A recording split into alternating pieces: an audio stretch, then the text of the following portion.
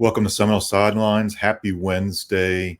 Hope you're having a great week. It is graduation week at Florida State, and we've hit on a lot of topics in our months and years of doing Seminole Sidelines. I don't think we've done a lot that's academically centric, and there's maybe a reason for why this is an appropriate time of the year, and with some very, very encouraging APR numbers that have come out by the NCAA, not specific to Florida State, but by the NCAA. And when you talk about APR, you can get a little bit into the weeds, but I think we want to keep it very skinny, very general, but also explain to you why this is so important, specifically for Florida State football. So if you can see the crawl there, APR, a couple general terms. There are single-year scores. There are multi-year bundled scores. You do not want to fall below 930 because if you go below 930, the NCAA can ban you from the postseason. For example, a bowl game, a college football playoff game. Now, with the pandemic, APR has been kind of put on hold from a ban standpoint, but these are still very important numbers. 1,000 is the highest that any program can get on a single-year, 4-year scale. But Florida State dropped pretty low a couple of years ago, and that's what I want to bring up with Curt Weiler because he wrote the story last night. How low did it go for Florida State football? And now where has the climb gone under Willie Taggart and now Mike Norvell? Yeah, I mean, you look at 2017-18, I remember, I think that came out kind of fairly early in, I guess in 2019, I remember I was at the Democrat at the time and writing the story, or forget if it was me or my colleague at the time, Wayne, wrote the story, but about Florida State bottomed out at, in that 2017-18, the multi-year APR dipped to 936. Basically, one more year without, and obviously that was Jimbo Fisher's last year, the 2017 season into 2018, that academic year.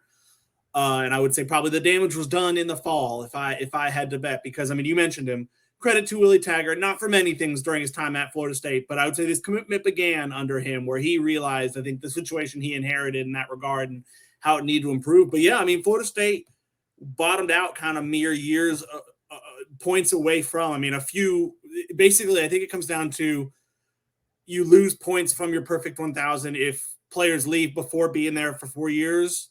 Or I think don't graduate, leave before graduating in general, leave school or leave your school, at either one. So, yeah, I think, you're seeing now, we can get into it, a similar drop off at Texas A&M. I think Jimbo Fisher talked about the classroom because I think he realized optically he had to talk about it. But I think actions speak louder than words, clearly, from both what he did at Florida State and is doing at Texas A&M in that regard. And Mike Norvell talked a big talk about the importance of the classroom, and Florida State's backed it up. Their last 2 years, the Florida State football's APR for the 2021-22 year that got released yesterday was 981. I think the year before that was 989, 987. It was even higher. Those are the two single best APRs in Florida State football history.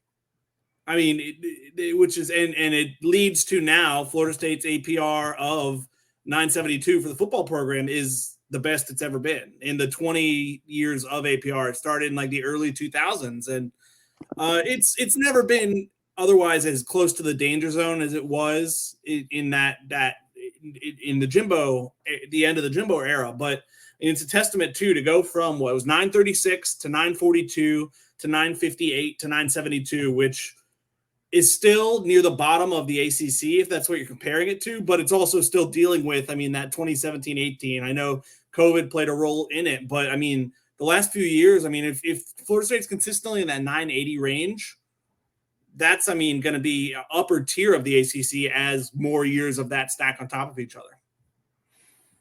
So these are some really important numbers, are worth mentioning just because this was critical. You have to show that you are putting forth great effort to ensure that student athletes go to school. I don't think that was a high priority in the Jimbo Fisher years. It could have been better. And these are things that we had heard from academic staff, professors around Florida State. Things got better under Willie Taggart. They got really, really, really good under Mike Norvell. He set a tone, a culture. Again, we talk a lot about Mike Norvell and that culture. I think it's work. We've seen Mike Norvell in those T-shirts for years and years now, but it is work on the field. It is work in the film room, being prepared. It is work in the classroom.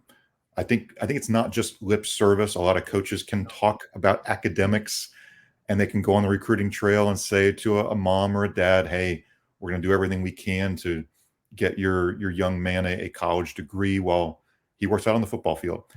I don't feel like this is truly lip service from Mike Norvell, because his actions are backing up the importance of the big picture of developing young men, developing young football players. Big signs of improvement. I think Jimbo Fisher still in a rough spot over at Texas A&M.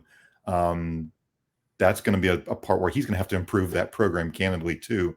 Some good numbers overall. I think we should mention Olympic sports. A lot of Olympic sports, not on a multi-year, have 1,000, but seeing many single-year 1,000 scores. Men's basketball, women's cross country, women's golf, softball, soccer, beach volleyball, women's swim and dive, women's tennis, indoor volleyball, women's basketball. So, I mean, shout out to all those sports for the hard work in the classroom, and really through transfers, they've been able to make a lot of those programs work. Yeah, we have the full list up in my story on the website. Kind of has all the sports there for you, of their single year for the 2021-22 year and the multi-year scores. Yeah, so again, we don't want to go too deep into the weeds here, because APR, once you get into what it is, it can get a little bit compliance-esque, and we're trying to stay away from that. But again, big picture, very, very encouraging for where Florida State football is going.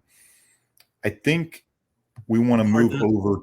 Go ahead. Hard not to feel. I mean, the Mike got us. I know Mike regularly sends that. I'm sure he enjoys having the head coach with the same name, but it's hard not to especially feel that in a moment like this. I mean, it speaks to you.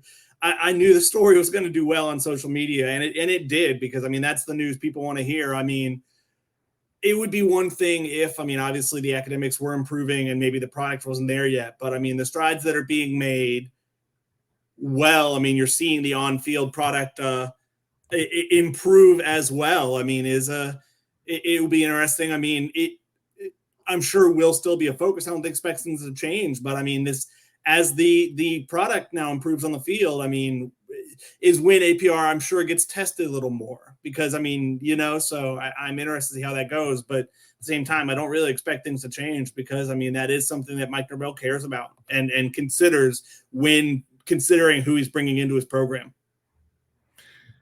Yeah, so great job in the classroom. Again, congrats to all the grads. I hope Mark Ziegler is resting his voice and getting ready for what will be a busy few days, Friday and Saturday, announcing all the names at the Donald L. Tucker Center.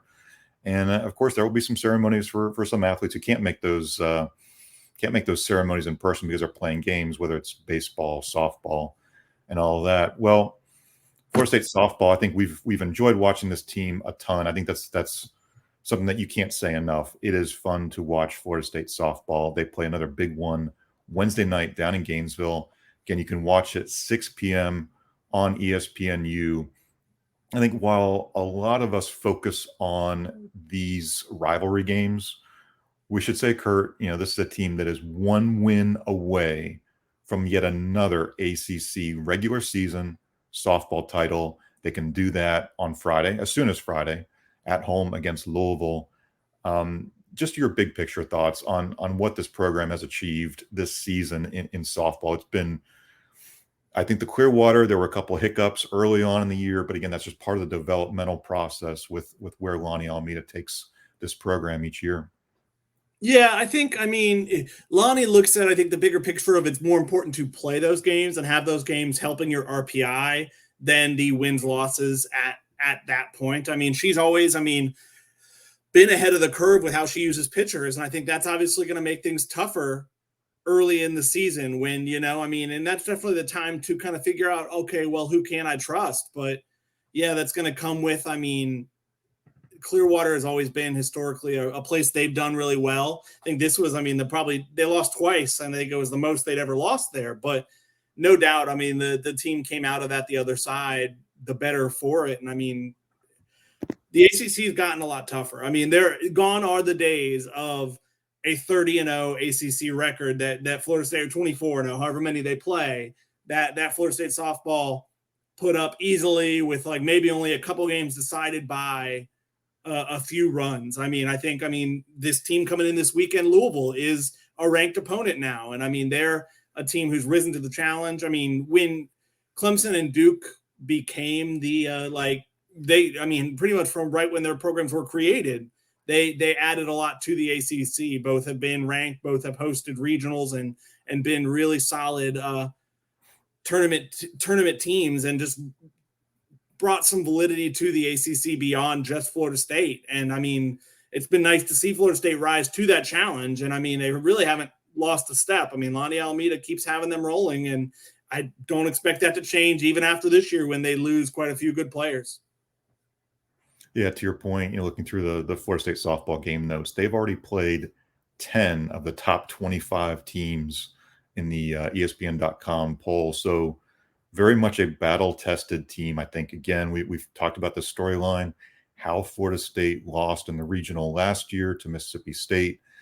I think Coach Alameda wanted them to be as prepared as possible for regional-type atmospheres, super regional type atmospheres. Going out to Oklahoma State, I think, was a big deal for them. Again, playing Clemson on the road, playing at Virginia Tech, playing at Duke, playing a lot of really good ACC schools. The league is getting better. The schedule is getting tougher, and perhaps making it a little bit better for these ACC teams to make a run in the regionals and get to the supers. And we'll see, from there how far it goes and gets.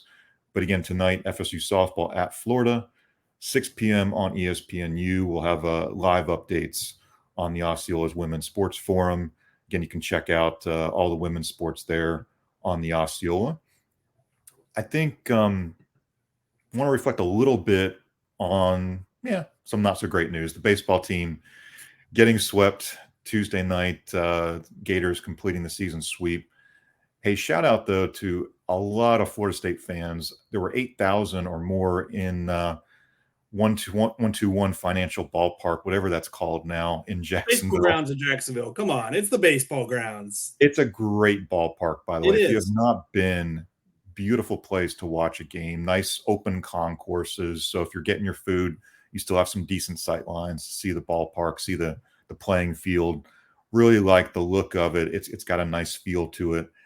Yes, there were more Florida fans in the end, but I thought the Florida State fans were very much vocal and there and engaged. And hey, when you've only won 15 games, that was, I think, cool to see a few faces who made that trip from Tallahassee, a bunch of faces from Jacksonville that I recognized too, just kind of walking around the ballpark.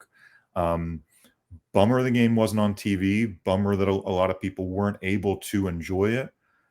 I do think the storyline of, has this team quit? Has this team become not competitive? Was again proven wrong, especially when you fall behind early 4-0 before you even get a chance to go to the plate. A wild game when you lose both starters in the first inning.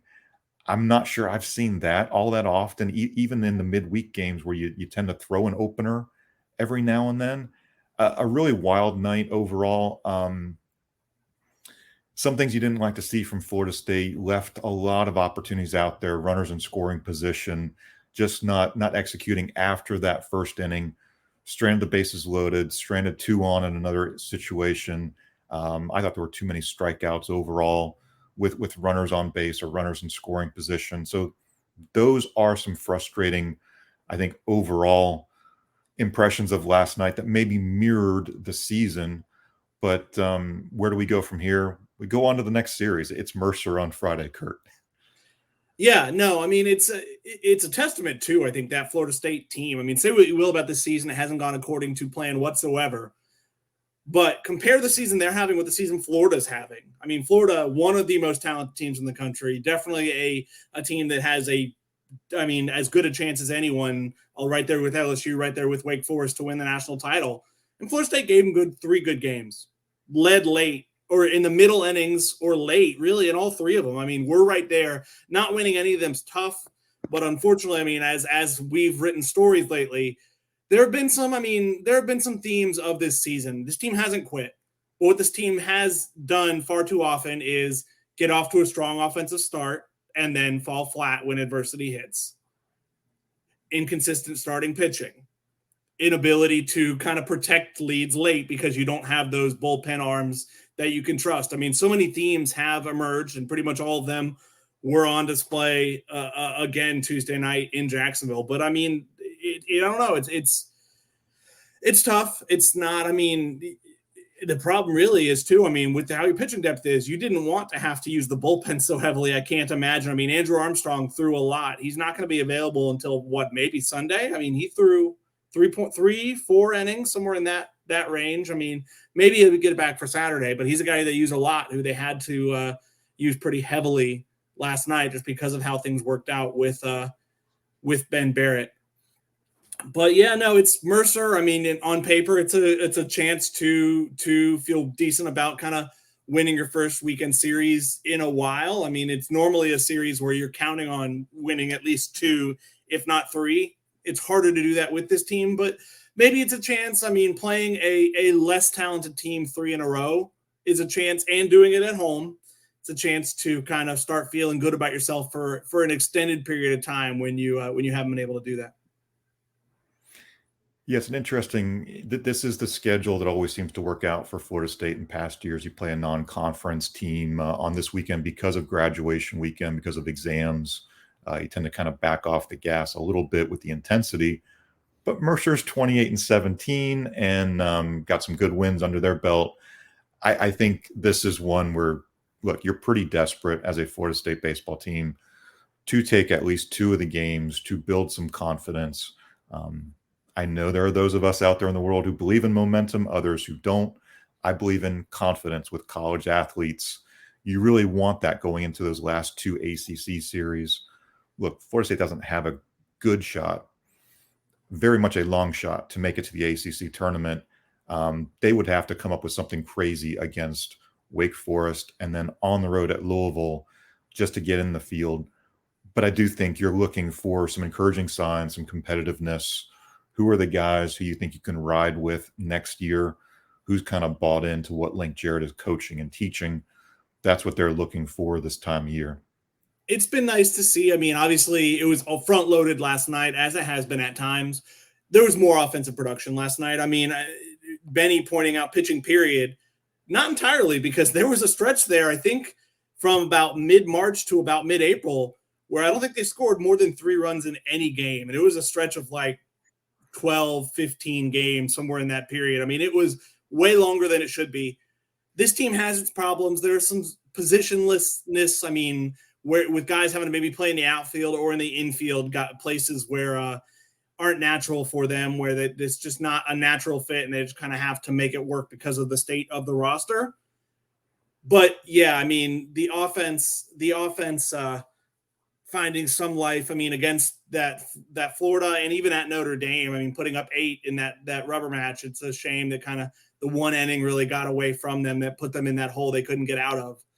But yeah, I think you want that offensive success, because I think you want to be able to sell. I mean, you got some guys with decisions to make, guys like James Tibbs, guys like Cam Smith, who's who will be a draft eligible sophomore, so has as few as 1 year of eligibility left. And I mean, you want it here, and think the stronger you finish this season, the more you can hopefully sell guys on coming back, and less having a total roster reset, which is not what you want. And Cam Smith had a couple of big hits last night, a Yep. couple of triples. I mean, he continues to really put good contact on the ball. I know there were some moments where, everybody can say they didn't come through with a runner on base, but there were some big moments for Cam Smith. He's still very much a reason why I show up to the ballpark and want to watch this team. It's guys like Cam, Jaime Ferrer. You wrote about James Tibbs a week ago and what he's been able to do. Kind of set aside, yes, where the record is, but focus very much on what he can do at the plate. So yeah, lots of good baseball and softball if you're in town this weekend. Obviously, Mercer for for baseball, Louisville for softball. Come check them out. It'll be good weekend. Should be good weather here in Tallahassee. Okay, well, so I think to wrap up here, a little bit of recruiting updates. Charles Fishbein's doing a really cool series on our message board where he takes a look at some of the high school rosters, some of the best Power 5 and Group of 5 prospects among the 24, 25 classes, who is at various schools. He's mentioned, for example, Sanford Seminole and Miami Booker T. Washington. So if you're kind of just curious about some names that might be out there, some in the mix for Florida State potentially, some maybe not. Good to check those out. Again, that's on our recruiting board at theosceola.com. Fish having some good analysis, a little bit of fun, just kind of previewing where some of these schools are with spring football. Of course, we'll hope to get out to some of these spring games for some of these FSU commitments and targets, and kind of share our thoughts as we get to see them on the practice and the playing field in May. And to wrap up, Patrick Burnham's got some updates on a few of the the targets. Some offers are going out, a little bit of a trickle as far as the offers. It hasn't been a full blast of a fire hose this time of year, but I think we'll see things pick up. I think on the recruiting front, especially with some transfers, who will be in town to visit with Mike Norvell and the staff, and Florida State now has an opportunity to really sell to a linebacker, a safety. I think you said defensive end, wide receiver are maybes too. There are some opportunities out there for Mike Norvell and the staff in the transfer portal. I think we're going to kind of leave it there. That's a good, kind of quick update for you on a Wednesday. Wanted to touch on the APR, the significance there. If you joined us late, go back and check that out, because I think it's very important to go inside the numbers broadly from maybe a 30,000 feet view of where Florida State football is. Again, congrats to all the grads, congrats to all the families. If you're coming into town this weekend to see a son or daughter or loved one graduate, congrats to you, congrats to the family. And look to the Osceola. We'll have full coverage of Florida State softball tonight, Wednesday night, as they are down at Florida, looking for that season sweep of the Gators. And of course, we'll have full coverage of baseball and softball this weekend on theosceola.com. So for senior writer Curt Weiler, I'm editor Bob Ferrante. Hope you have a happy Wednesday. We'll see you again Friday right here on the Osceola's YouTube, Facebook, or Twitter, 12:30 p.m. Eastern. Take care.